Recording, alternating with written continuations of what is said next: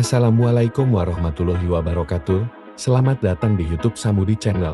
Seperti biasa saya akan menyuguhkan cerita horor pendek buat kalian. Sebelum masuk ke ceritanya, tekan dulu tombol subscribe channel ini dan diaktifkan notifikasinya.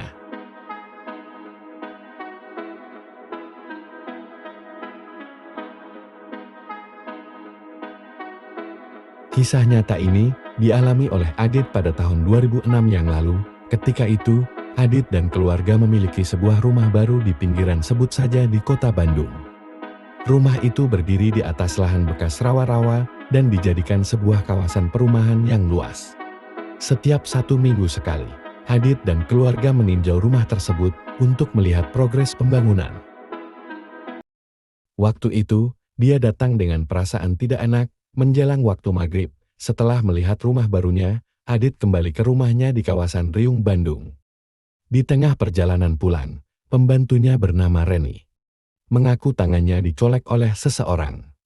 Padahal, ketika itu, tak ada seorang pun yang mencoleknya. Pada perjalanan yang belum terlalu jauh, Reni mendadak kesurupan. Sontak, semua orang di dalam mobil terkejut. Adit yang membawa mobil pun mengaku bahwa mobilnya menjadi berat. Meskipun pedal gas sudah diinjak sekuat tenaga. "Ren, kamu kenapa?" tanya ibu Adit. Melihat Reni makin memberontak, Adit sadar bahwa Reni kesurupan, suaranya menjadi lantang, dan tenaganya sangat kuat. Kondisi Reni makin mengkhawatirkan dan sesekali ingin keluar dari mobil. Reni mau pulang lagi. "Ada yang nungguin Reni," katanya. Bapak Adit lalu menelepon Ustadz di kawasan Antapani karena khawatir dengan keadaannya. Kebetulan, posisi saat itu tidak terlalu jauh ke kawasan tersebut. Adit pun membawa mobilnya ke rumah Pak Ustadz. Setiba di rumah Ustadz, Reni mendadak pulih. Adit pun menjelaskan kronologinya pada Pak Ustadz. Mendengar ada yang mencolek tangannya, Pak Ustadz mengatakan jika Reni disukai oleh jin. Tidak cuma satu sosok, tetapi ratusan jin. Reni kemudian diberi air doa oleh Pak Ustadz. Mereka pun kembali melanjutkan perjalanan pulang, namun kejadian seram kembali terjadi. Saat tiba di rumah, Reni tertawa dengan mata melotot. Ketika Adit memberikan Al-Quran agar dibaca bersama-sama, Reni tertawa makin kencang seperti hantu kuntilanak.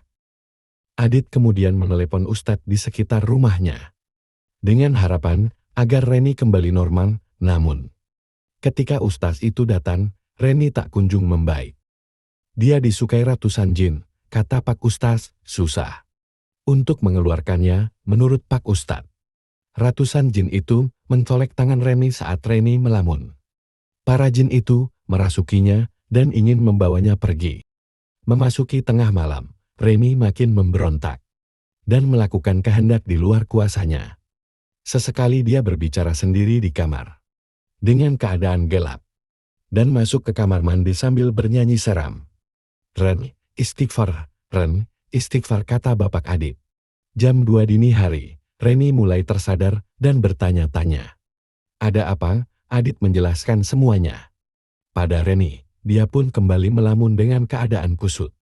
Bapak Adit mengingatkan Reni agar dia tidak melamun, namun secara tiba-tiba Reni mengatakan kalau dia juga menyukai salah satu jin yang merasukinya. "Maaf Bapak, Reni pengen pulang, pengen ketemu pacar Reni," ujar dia dengan nada Sundanya yang kental. Semua dibuat bingung sama pernyataan Reni. Adit mengatakan kalau Reni melantur dan memintanya untuk beristighfar. Hari berlalu dan kondisi Reni makin memburuk. Tidak ada seorang pun yang bisa membuatnya pulih. Hal ini diperparah karena Reni ingin jin yang di tubuhnya jangan pergi. Waktu itu, ayah Reni berkunjung untuk melihat kondisi anaknya. Menurut ayahnya, Reni memang sering melamun semenjak ditinggal pacarnya yang meninggal. Pada akhirnya, Reni dibawa pulang ke Garut oleh ayahnya. Kabar terakhir yang diterima Adit, kondisi Reni belum sepenuhnya pulih. Tubuhnya makin kurus. Rambutnya tidak terurus, suka menyendiri. dan makin sering melamun. Menurut ajengan di kampungnya, jin di dalam tubuh Reni memang sudah tidak sebanyak sebelumnya. Tapi, ajengan tersebut mengatakan bahwa Reni juga menyukai para jin tersebut, sehingga membuatnya tidak bisa lepas dari gangguan jin. Cukup sekian cerita kali ini, sampai jumpa di cerita selanjutnya. Saya Samudi pamit. Wassalamualaikum warahmatullahi wabarakatuh.